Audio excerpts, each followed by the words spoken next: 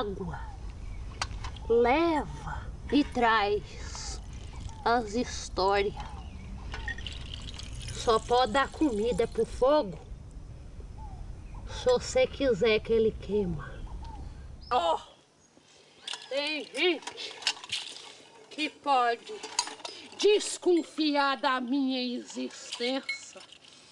Isso é mesmo um pouco difícil de garantir.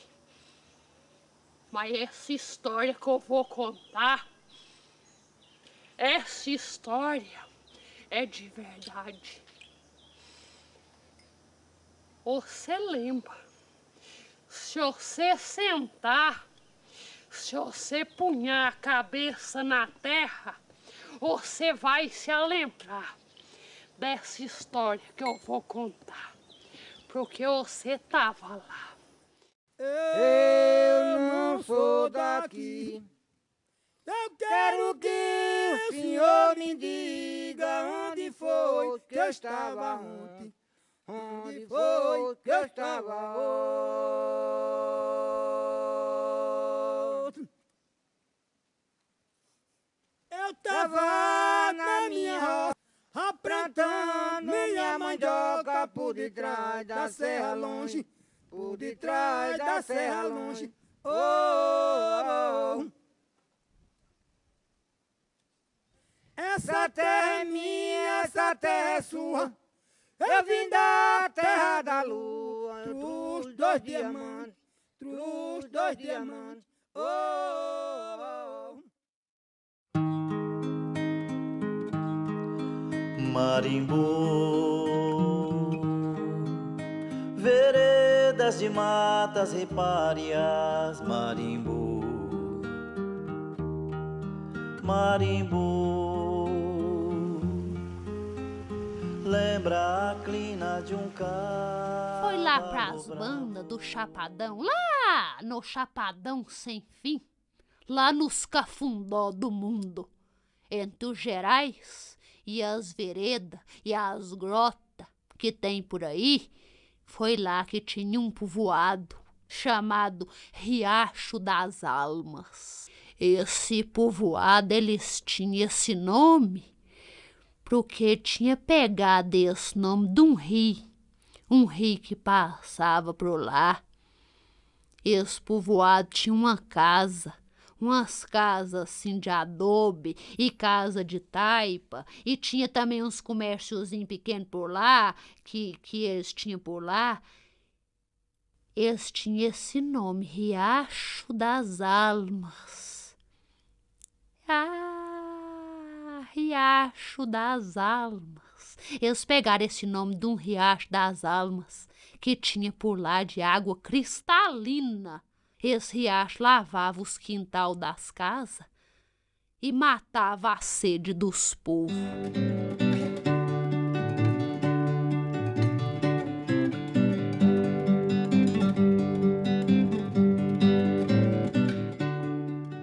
Eles viviam lá, era das coisas que dava na terra, por vocação assim da terra. E eles viviam do que eles plantavam mesmo, que era piqui que eles plantavam. E eles também fabricavam rosário dos cocos da palma de licuri. O piqui deles, eles comiam cozido com feijão e com arroz.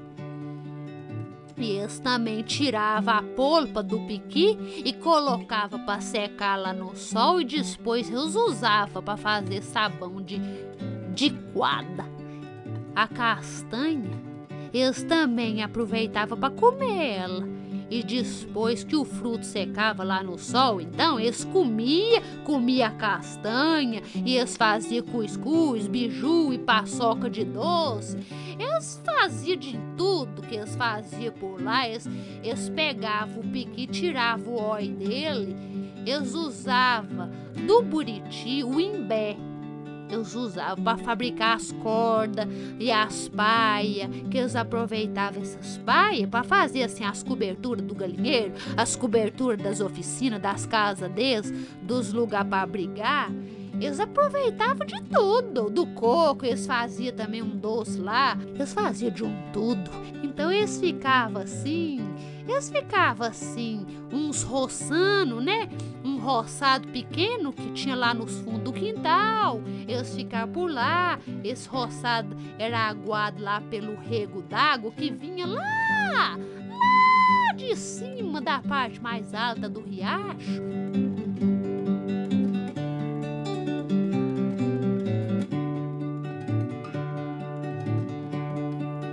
E a vida era isso: trabalhar, comer, dormir e amar.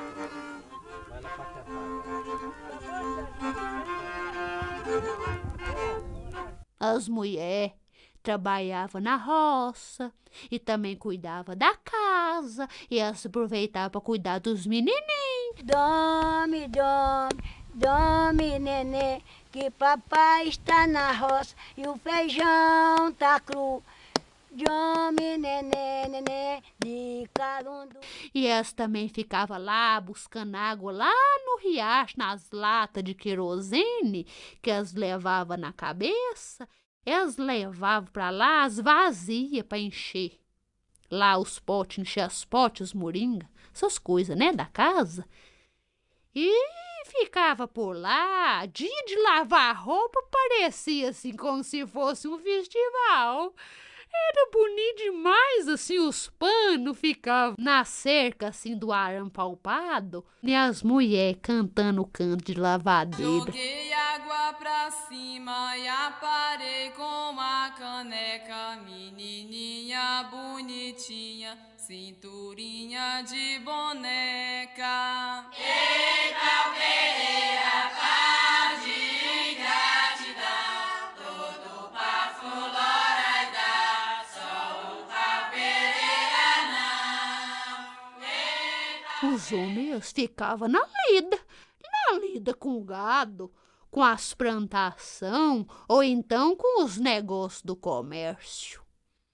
Na época da seca, era muito comum os vaqueiros transportar o gado lá para os Gerais e para as veredas, porque para lá tinha os capim, ficava assim mais viçoso, eles transportavam o gado para lá e no caminho sempre tinha as músicas deles de aboio que servia para distrair tanto os homens quanto os animais. Meu boi de Uririnho, meu boi de Uririnho,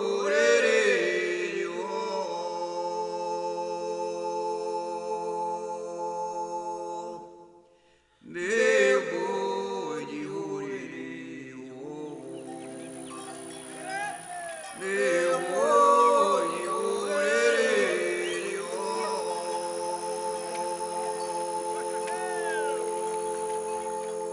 Fica aí, irmão meu.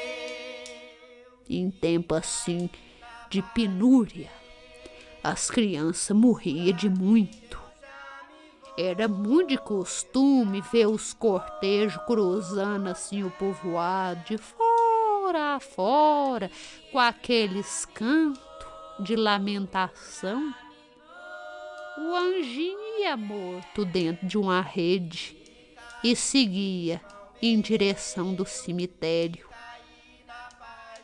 Tinha sempre uma véia para receber eles na porta. Eu já me vou com Jesus Cristo. Mas, além dessas coisas tristes, tinha alegria lá no Riacho das Almas. Nas noites de lua clara, o povo se juntava lá na pracinha, debaixo da mangueira, uma mangueira grande lá da pracinha, só para ouvir os causos do seu Avelino. Lá na praça, o povo ouvia as músicas do Zé Caetano, do Zé Ceguinho. Eles faziam festa lá. também eles faziam parte a cantoria do Zé Luiz e o Zé da Viola, que eram os dois repentistas que tinha lá, e tinha o tambor do velho Martelo, que compunha lá e ficava cantando lá, acompanhando eles, quase sempre tinha isso. Aí tinha também um outro cantor, um violeiro lá, rabequeiro. Tinha a dona Dominga da Rabeca.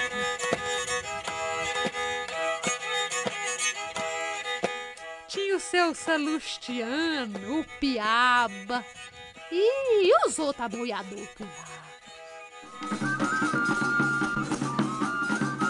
De vez em quando, nas passagens do ano, aparecia, sei lá de onde, esses grupos de rei de zabumba. Eu sei lá pra onde que eles iam depois também. Depois eles sumiam. No ano seguinte já era outros povos que vinha com o rei da zabumba. E o povo do Riacho das Almas era muito musical. Eles gostavam, assim. A música, ela tava em todo canto. Canto que eu quero dizer, assim, é lugar, né? Assim, o canto propriamente do canto, não. Mas tinha canto também, em todo canto. E até os carros de boi cantavam. Depois, tudo ficava normal. No caminho deixa de boia passar. Mas tinha vez que aconteciam uns acontecimentos estranhos. Que não é muito normal assim, não, mas que era tão estranho que acontecia que já estava quase normal. Que tinha umas histórias de lobisomem, que eu lembro que tinha, que aparecia os lobisomens por lá, deixava as passadas dele no areial. Você pode perguntar para qualquer pessoa dessa região, vai saber falar essa história do lobisomem. E tinha um tal de Romãozinho.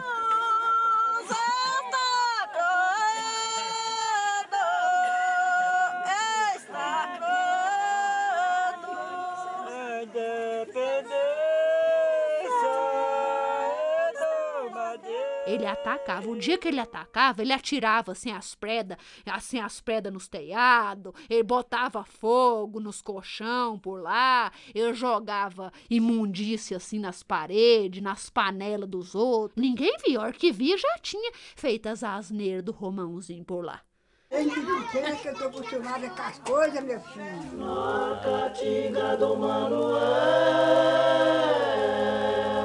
eu sou Zanzari, eu sou Zanzari. Os mais antigos contam de ter presenciado um milagre lá. É o milagre de uma véia com 2 irmãos. Esse foi muito impressionante mesmo. Na verdade, era 2 véias, a mãe dos meninos e essa uma outra que chegou. Chegou para se dar o milagre. Tinha 2 irmãos. A mulher tinha assim por volta de uns 18 anos, mais ou menos, e o rapaz era um pouco mais velho. E então, naquela insanidade deles lá, eles se apaixonaram um pelo outro. Eles eram irmãos. E aí eles fizeram o incesto, assim por assim dizer, né? E fugiram. A lua girou, girou, traçou no céu um compasso. A lua girou, girou, traçou no céu um compasso. Eu bem queria fazer um travesseiro dos seus braços. Eu bem queria fazer. Ai, ai, ai,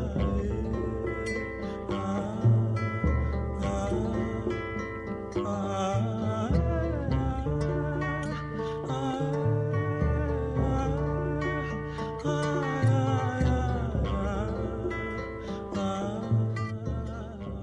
Aí o povo que tudo era assim, uns meio-irmão dos outros, com primo dos outros, eles não aceitaram aquilo, não. Eles não aceitaram, não. Eles ficaram indignados. Eles ficaram indignados, uns prometeram que ia rezar uma novena para Nossa Senhora do Perpétuo Socorro, para fazer os dois irmãos voltar, outros ficaram mais balanceados, uns ficaram amuados. E eles estavam ruim. E a mãe deles... Essa aí, ela, coitadinha, essa aí, ela tava ruim mesmo. Essa tava ruim. E até hoje está aonde pararam esse pessoal em sofrimento. Está esquecido. Foi aí que aconteceu o milagre da veia. Foi numa tarde de domingo, quando o povo tava se juntando para rezar o terço. O terceiro dia de novena. Que eles se reuniram lá, eles viram uma mulher velha saindo de dentro do cemitério. Eles viram ela assim de longe, foi vindo assim na direção dele. Aí o povo se assustaram com medo. E uns deram para trás, outros deram assim para chamar nome do santo, de tudo que é santo que aparecia, eles chamavam e faziam o sinal da cruz nos ombros e na areia também. O sinal da cruz, outros ficavam parados, só com os olhos abertos.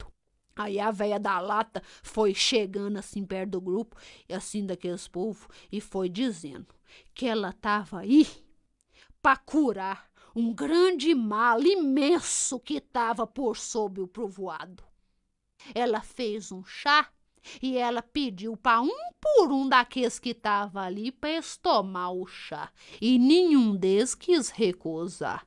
E nessa que uns estavam bebendo, outros baixando a cabeça, outros sem saber, puf! A véia sumiu.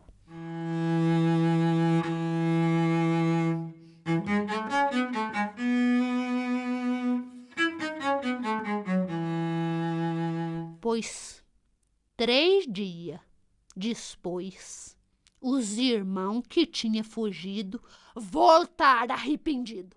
E o povo recebeu eles assim com alegria, né, devido ao milagre, meio desconfiado também.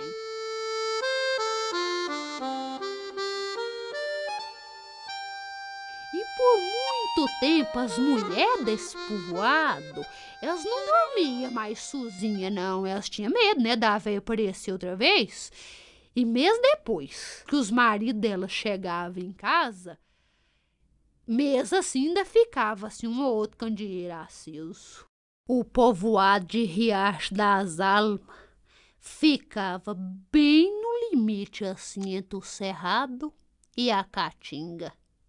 Era muito comum ter uns tempos de seca comprida por lá, que matava os animais, matava as gente e principalmente as crianças. Quando esse tempo chegava, todo mundo parava para rezar as preces, para pedir chuva. Aqui estamos em vossos pés, mandai umas gotinhas d'água, meu Jesus de Nazaré. Era um tipo assim, mais ou menos, que um tipo de ritual de gente enfileirada, carregando na cabeça água de garrafa. E eu só parava quando chegava lá perto do cruzeiro, um cruzeiro que tinha por lá na frente quase. Tudo isso era com base nos cantos. Oh, meu Senhor São José, e aqui estou em vossos pés, pedindo água com abundância, meu Jesus de Nazaré. Assim era tudo. Um dia chegou no povoado um moço, diferente dos de lá. Ele era de cor branca, barba longa, descalço, aparentando ter entre os 35 e os 40 lavaiano. Ele vestia uma batina marrom e na cintura tinha um cordão de São Francisco e um crucifixo grande de madeira pendurado. Ele carregava um embornal de pano que embrulhava sei lá o quê. o povo de Riacho das Almas, vendo aquele homem de mistério, né? Foi se juntando assim em volta dele. E o homem foi até a mangueira da praça e se sentou por lá, no pé da mangueira, e depois ele pediu para beber água, trouxeram água, ele bebeu, e depois ele foi falando.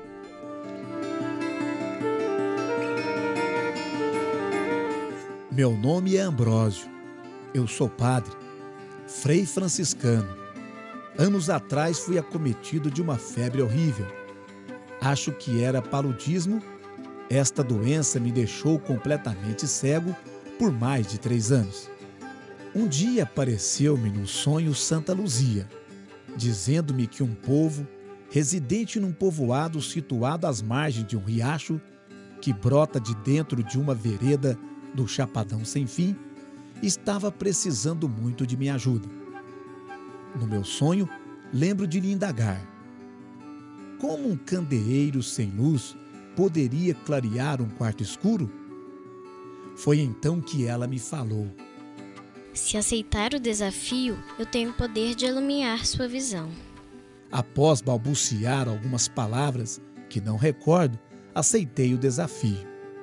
Antes, porém, lhe perguntei: como posso encontrar tal povoado? Foi quando uma voz pausada e suave me falou bem devagar: pegue o mínimo necessário para comer: um cálice bento, um turíbio, uma patena, um sacrário e um livro sagrado. Coloque tudo num grande embornal, saia bem cedo e caminhe 7 dias em direção ao sol nascente, até encontrar um velho e grosso pequizeiro, com várias marcas feitas por vaqueiros. Entre as marcas, verá sobressaindo uma cruz. Pouse neste lugar.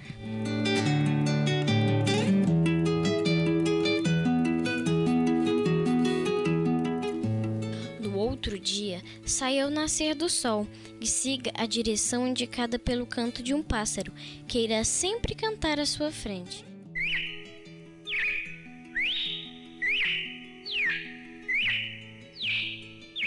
Caminhará mais 7 dias até encontrar 2 buritis gêmeos, um macho e um fêmeo. Neles encontrará 7 ninhos de araras, sendo 4 num e 3 no outro buriti. Aí passará a noite.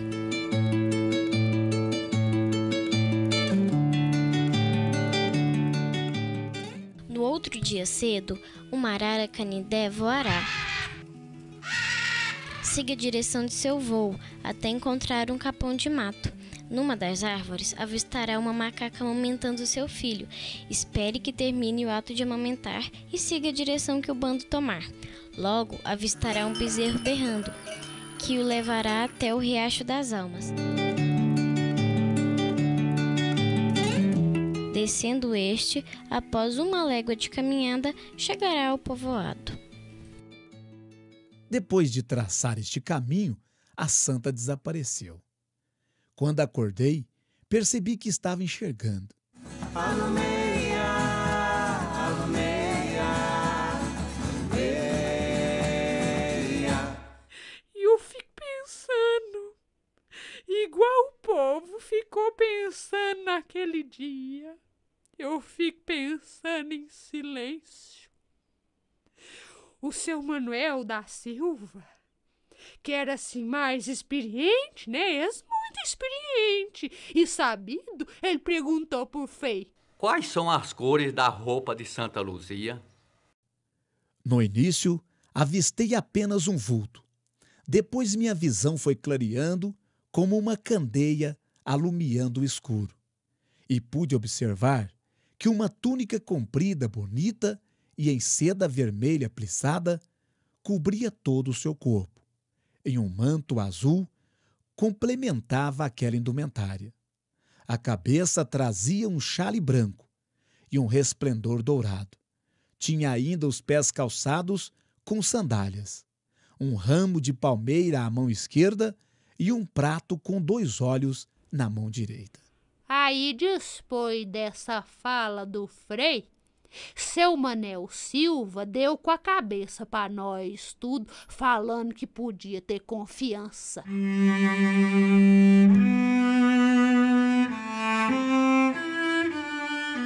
Já tava assim nesses final de sol e o seu Manel, ele levou o Frei lá pro quarto dele, que tinha só um catre de couro inteiriço. Foi lá que o Frei Ambrósio deixou o embornal dele. E depois ele lavou o rosto, e depois ele lavou o pé. E aí já foi hora de jantar. Quem viu, diz que só sentar na mesa o seu Manel e o Frei. No outro dia de manhã ele acordou bem cedo, esse Frei Ambrósio, e já começou a lida, saiu pelo povoado.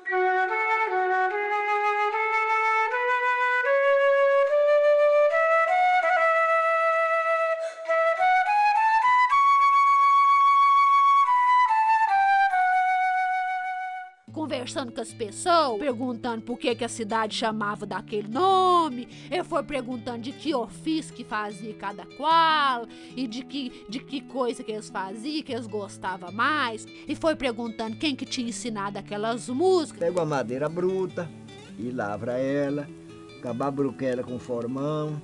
Aí que é difícil, né?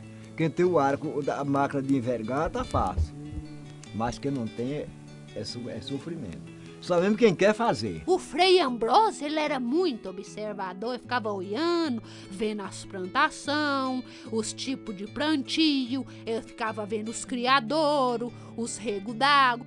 Aí ele beirou lá, pelo lado da olaria velha, ficou olhando, conversando por lá também, ficou vendo onde é que o povo fazia adobe, onde que o povo fazia teia, e perto de lá, foi nesse dia, lá perto dessa olaria lá, que eu descobri um lugar onde que tinha uma pedra ambrósia. Uma pedra ambrósia. Igual que o nome dele, uma pedra ardósia. Confundo com o nome dele. Essa pedra ardósia que tinha lá, os outros tipos de chão, tinha essa pedra e um outro tipo de chão lá que soltava assim uma espécie de uma placa fina. Essa placa fina servia para ser riscada com outro tipo lá de uma pedra dura lá. Ele que explicou isso dessa pedra ambrósia. Então, ele sempre ia por lá, ficava olhando essas pedras por lá. Um dia ele recebeu uns presentes. Ele recebeu um par de alpercata que foi feita para ele, lá pelo moço que fazia a sandália lá.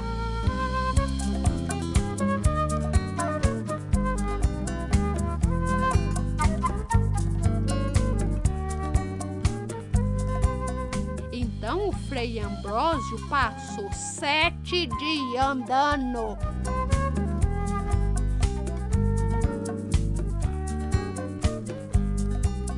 Meu coração, 7 janelas para os 7 estrelas. No primeiro domingo que chegou, ele chamou todo mundo, os povos do povoado, para rezar o terço debaixo da mangueira. E todo mundo foi.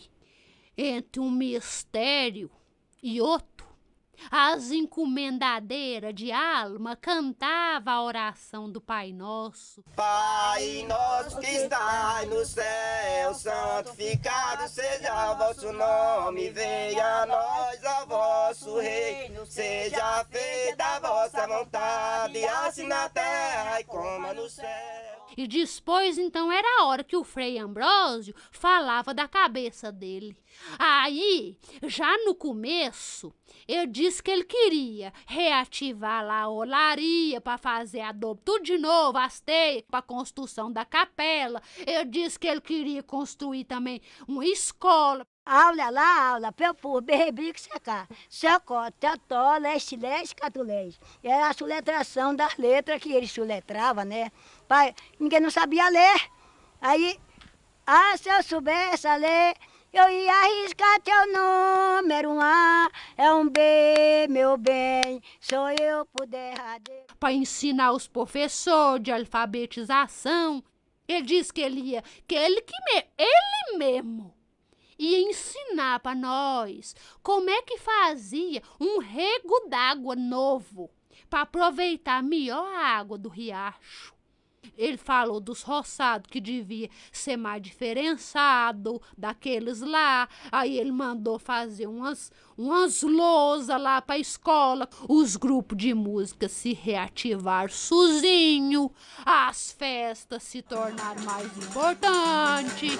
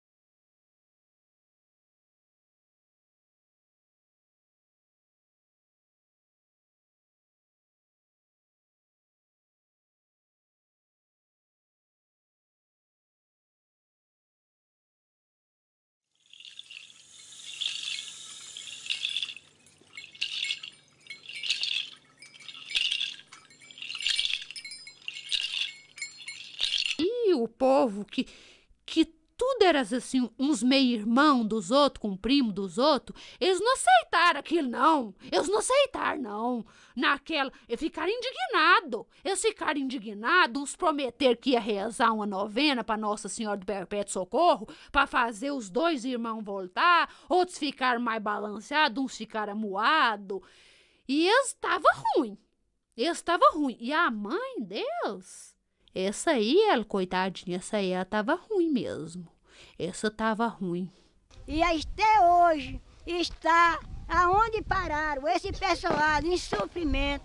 Está esquecido. Foi aí que aconteceu o milagre da veia. Foi numa tarde de domingo, quando o povo tava se juntando para rezar o terço. O terceiro dia de novena. Que eles se reuniram lá, eles viram uma mulher velha saindo de dentro do cemitério.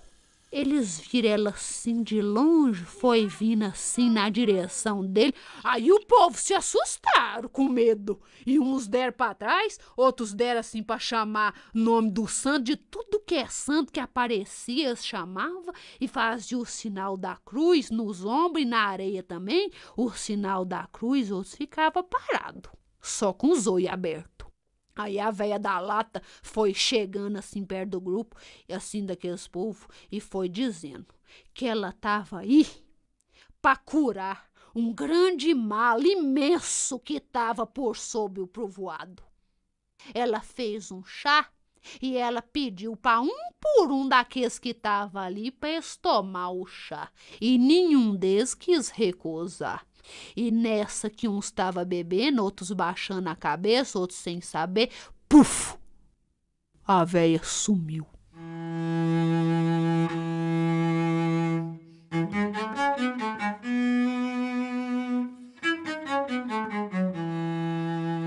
Pois 3 dias depois, os irmãos que tinham fugido voltaram arrependidos. E o povo recebeu eles assim com alegria, né, devido ao milagre, meio desconfiado também.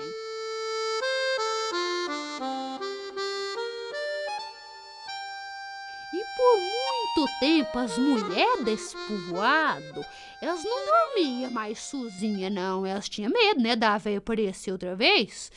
E mesmo depois que os maridos delas chegavam em casa, mesmo assim ainda ficava assim um ou outro candeeiro aceso.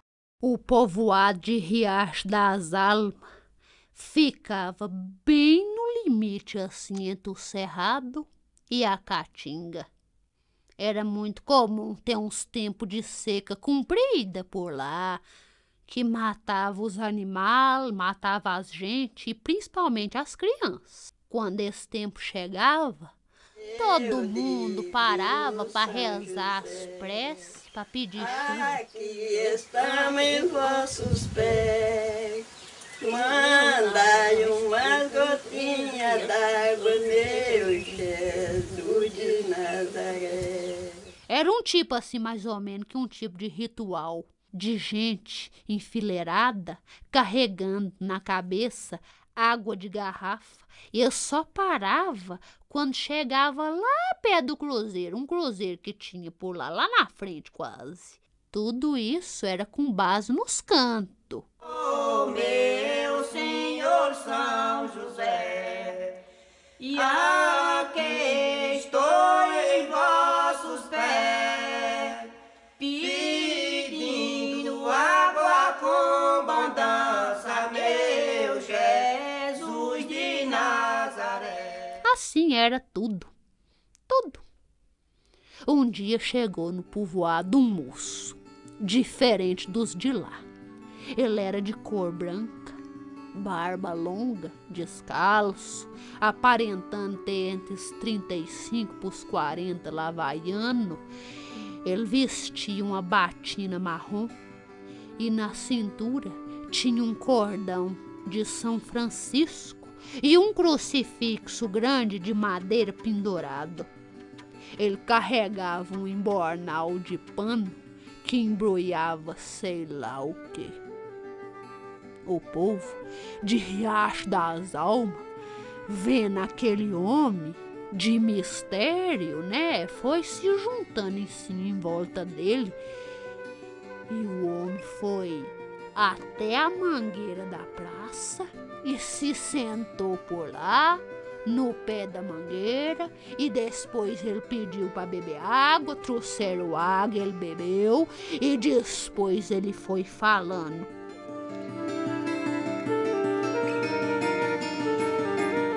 Meu nome é Ambrósio, eu sou padre, frei franciscano.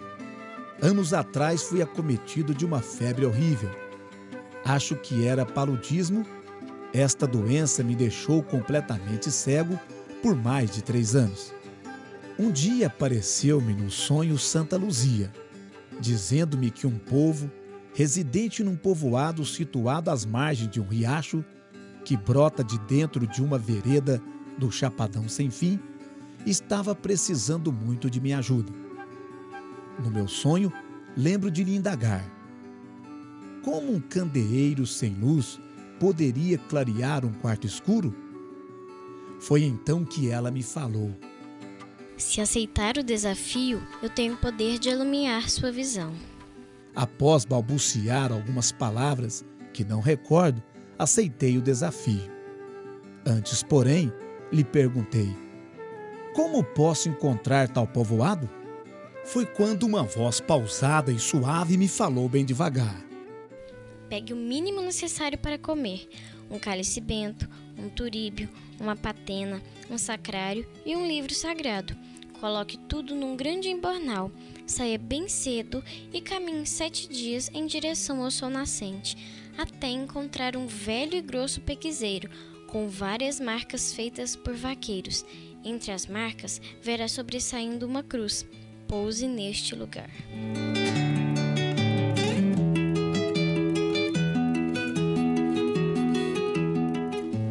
No outro dia, saia ao nascer do sol e siga a direção indicada pelo canto de um pássaro, que irá sempre cantar à sua frente.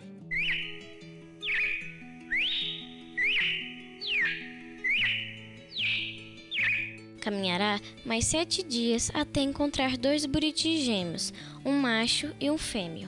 Neles encontrará 7 ninhos de araras, sendo 4 num e 3 no outro buriti. Aí passará a noite.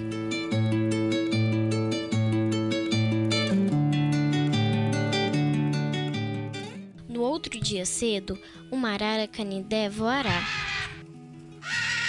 Siga a direção de seu voo até encontrar um capão de mato. Numa das árvores, avistará uma macaca amamentando seu filho. Espere que termine o ato de amamentar e siga a direção que o bando tomar. Logo, avistará um bezerro berrando, que o levará até o Riacho das Almas. Descendo este, após 1 légua de caminhada, chegará ao povoado. Depois de traçar este caminho, a santa desapareceu. Quando acordei, percebi que estava enxergando. Alumeia, alumeia, alumeia. E eu fico pensando, igual o povo ficou pensando naquele dia. Eu fico pensando em silêncio. O seu Manuel da Silva, que era assim mais experiente, né? Muito experiente e sabido, ele perguntou por Frei: quais são as cores da roupa de Santa Luzia? No início, avistei apenas um vulto. Depois minha visão foi clareando como uma candeia alumiando o escuro. E pude observar que uma túnica comprida, bonita e em seda vermelha plissada cobria todo o seu corpo. Em um manto azul, complementava aquela indumentária. A cabeça trazia um xale branco e um resplendor dourado. Tinha ainda os pés calçados com sandálias, um ramo de palmeira à mão esquerda e um prato com 2 olhos na mão direita. Aí, depois dessa fala do Frei, seu Manel Silva deu com a cabeça para nós tudo, falando que podia ter confiança.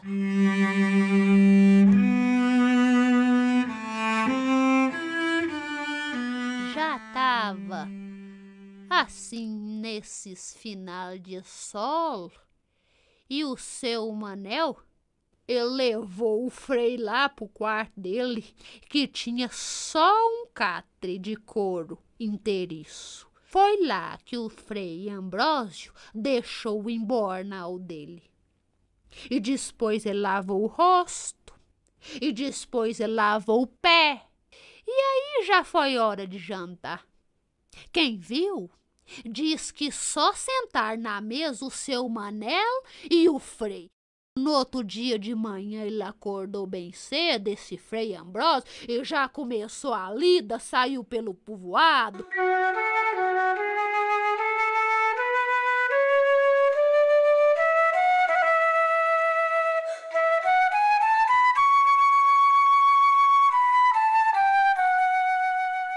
Conversando com as pessoas, perguntando por que a cidade chamava daquele nome. Ele foi perguntando de que ofício que fazia cada qual e de que coisa que eles faziam, que eles gostavam mais. E foi perguntando quem que tinha ensinado aquelas músicas. Pega uma madeira bruta e lavra ela, acababruca ela com formão.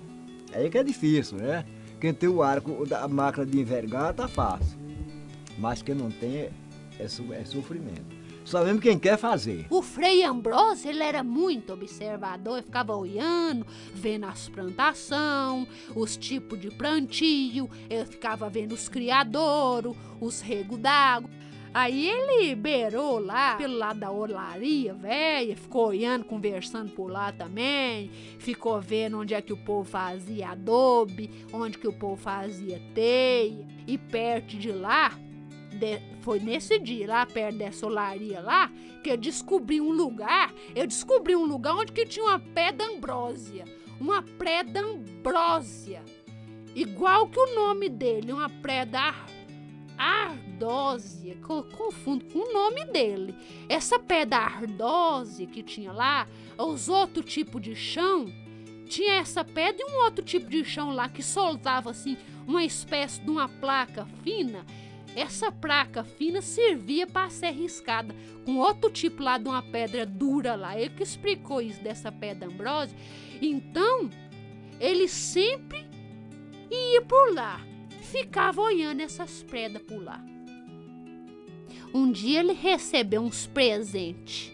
Ele recebeu um par de alpercata que foi feita para ele, lá pelo moço que fazia a sandália lá.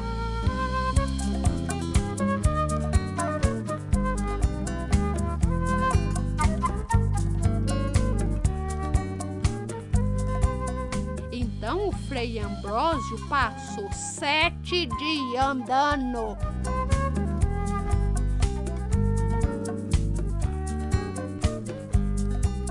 Meu coração, 7 janelas para os 7 estrelas. No primeiro domingo que chegou, ele chamou todo mundo, os povos do povoado, para rezar o terço debaixo da mangueira. E todo mundo foi. Entre um mistério e outro, as encomendadeiras de alma cantavam a oração do Pai Nosso. Pai nosso que estais no céu, santificado seja o vosso nome, venha a nós a vosso reino, seja feita a vossa vontade, assim na terra e como no céu. E depois, então, era a hora que o Frei Ambrósio falava da cabeça dele. Aí, já no começo, ele disse que ele queria reativar lá a olaria para fazer adobo tudo de novo, as teias para a construção da capela. Ele disse que ele queria construir também uma escola. Aula lá, aula, pelpur, berrebrico, secar. Secó, tató, leste, leste, catuleste. Era a soletração das letras que ele soletrava, né? Pai, ninguém não sabia ler. Aí, se eu soubesse a ler, eu ia arriscar teu nome. Era um A, é um B, meu bem, sou eu por derradeiro. Para ensinar os professores de alfabetização. Ele disse que ele mesmo ia ensinar para nós como é que fazia um rego d'água novo para aproveitar melhor a água do riacho. Ele falou dos roçados que devia ser mais diferenciado daqueles lá. Aí ele mandou fazer umas lousas lá para a escola. Os grupos de música se reativaram sozinho. As festas se tornaram mais importantes.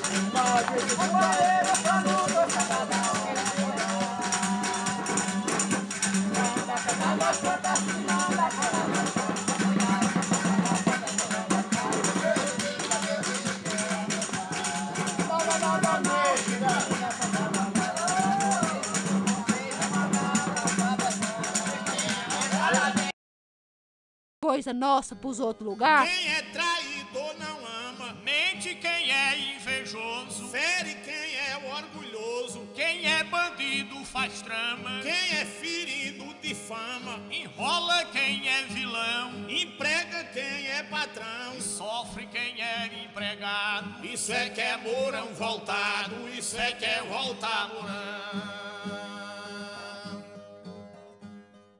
As plantações tudo arrumadinha de um jeito só. Bem grandioso. Era tanta planta derrubada, nem o Frei Ambrósio acreditava. Meu canarinho, meu beija-flor, mas cadê ele que nunca voltou? Meu canarinho, meu beija-flor. E junto com aquelas plantações, começaram a vir as carvoarias. Eles começavam, no início, fazer os carvão das plantas derrubadas, né? Que eles derrubavam para plantar. Mas depois as plantas derrubadas acabou. Aí eles começaram a pegar as plantas do pau em pé e derrubavam elas. Aí quando elas estavam derrubadas, punhava fogo, fazia carvão. E o nosso Riacho das Almas foi diferenciando. Só os mais velhos que teimaram de morar lá. E o riacho foi minguando de um jeito que não dava nem para alimentar o regadio. O Frei Ambrósio estava muito velho. Nesse dia que o sol nasceu num olho só, foi o dia que ele reservou para pegar o embornal de volta e cruzou o riacho na direção que o sol cai. Ele nunca mais voltou. Ninguém sabe dele mais. Oh, mana, deixa eu ir. Oh, mana, eu vou só. Oh, mana, deixa eu ir. pro sertão do Caicó. Oh, mana, deixa eu ir, oh, mana, eu vou só. E 7 meses depois que ele passou pro outro lado do rio, as águas minguou de vez. Hoje tem por lá ainda umas poucas famílias que vivem da água de cacimba. O resto arruinou. Era domingo de madrugada, 13 de dezembro. O sol ainda não tinha nem apontado quando os últimos moradores que morava lá, foram acordados pelas badaladas do sino da igreja.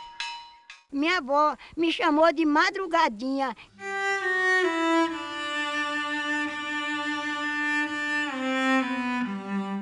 Eles ficaram assustados. Todo mundo ficou assustado. O povoado repleto e cheio dos conhecidos deles. Todo mundo caminhando na direção para allá, na direção da capela.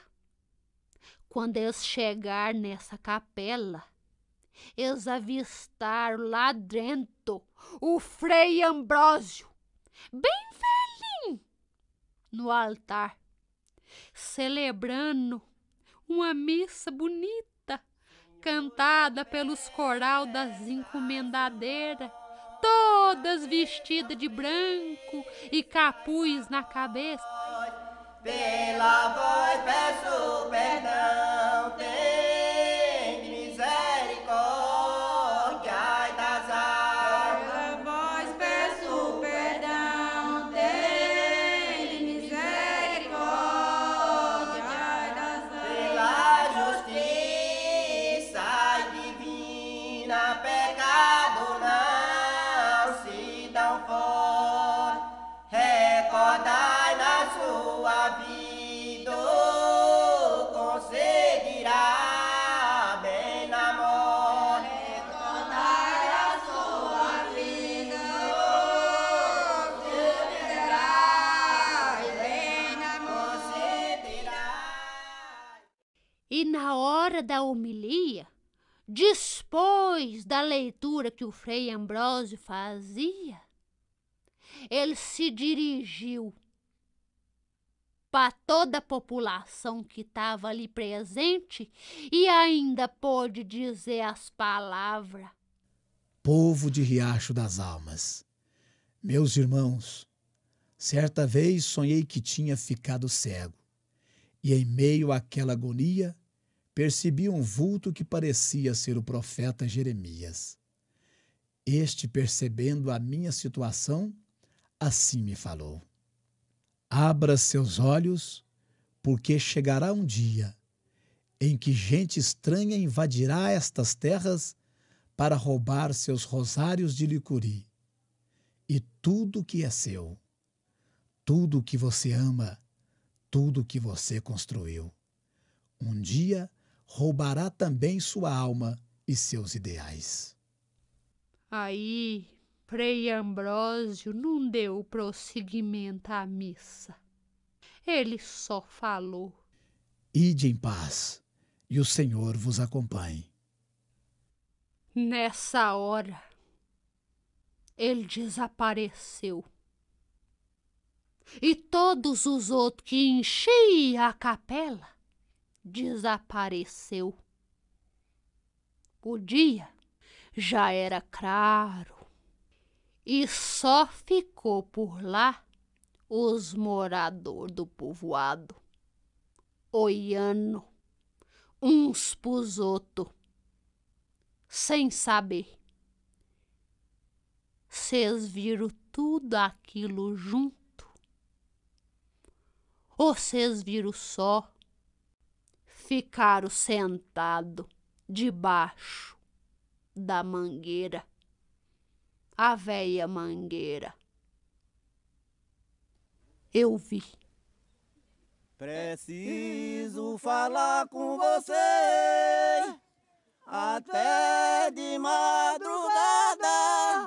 Preciso falar com você, meu amor, não era eu de nada. Eu não sou daqui. Eu quero que o senhor me diga onde foi que eu estava ontem. Onde foi que eu estava ontem?